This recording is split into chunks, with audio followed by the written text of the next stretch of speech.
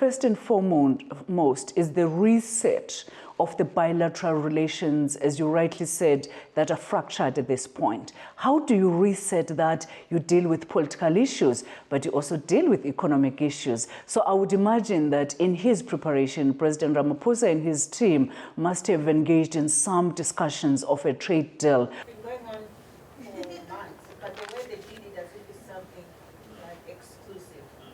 Yeah, it is more comfortable to take.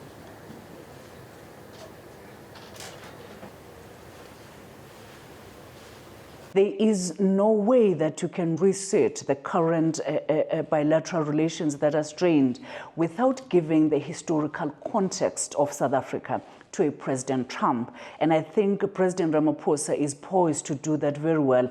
I mean, by the way, he was the one who was chairing the Constitutional Assembly. So he understands the historical circumstances and the issues around the land expropriation in South Africa. So he would have to explain that to President Trump. And remember, that explanation is happening against the narrative of a genocide.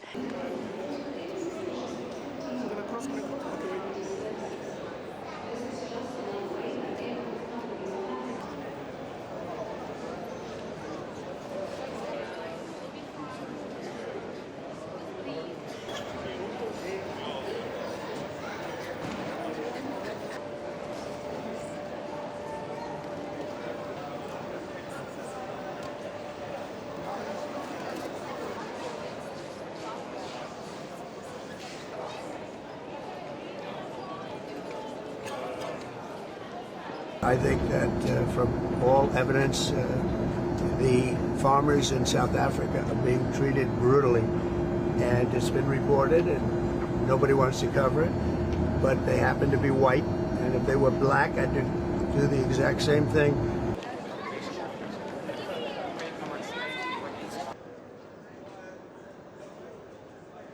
Ramaphosa has learned also at the feet of your President Nelson Mandela. So he is likely to really posture a very conciliatory tone. He understands the significance of this moment.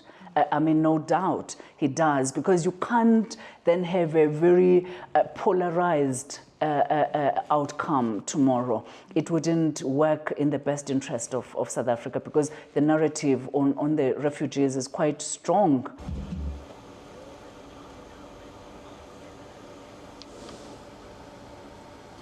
John Perlman, 3 to 6 p.m. on 92.7. This is serious stuff.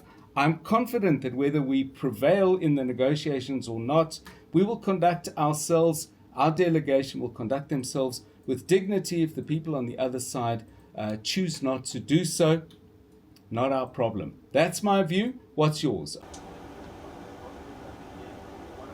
If we come back with no deal done, if we come back with nothing we've said having been heard, then that is a setback. But it happens. It happens in world affairs, and it happens in diplomacy.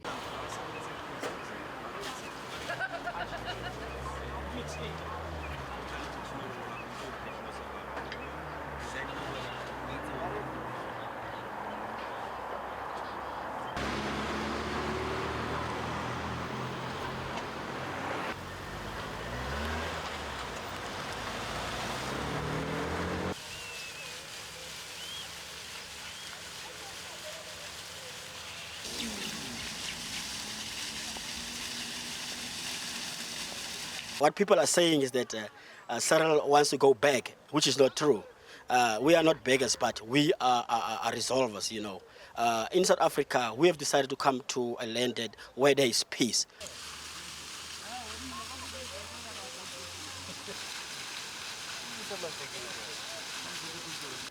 Yeah, I think, look, it's a free world. They are free to accept whoever they want to accept in the country.